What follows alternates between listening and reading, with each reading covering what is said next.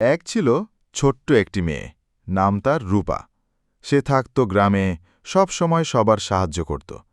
কিন্তু তার একটা সমস্যা ছিল, সে ভালো করে দেখতে পেত না। একদিন সে মাঠে খেলতে গিয়ে একটা চকচকে চশমা কুড়িয়ে পেল। পড়তেই সে দেখতে পেল চারপাশ বদলে গেছে। গাছেরা কথা বলছে, পাখিরা গান গাইছে, এমনকি গরুটাও নাচছে। রূপা খুব মজা পেল।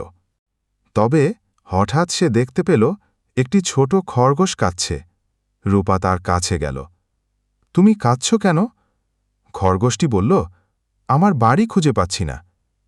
রূপা তখন সেই জাদুর চশমা পরে খুঁজে খুঁজে খরগোশের বাড়ি খুঁজে বের করল। খরগোশটি খুশিতে বলল, তুমি তো সত্যিকারের বীর।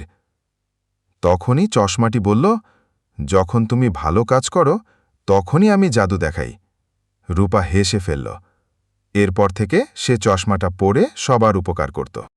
বন্ধুরা, এরকম সুন্দর কার্টুন ভিডিও পেতে আমাদের চ্যানেলটি সাবস্ক্রাইব করে পাশেই থাকুন।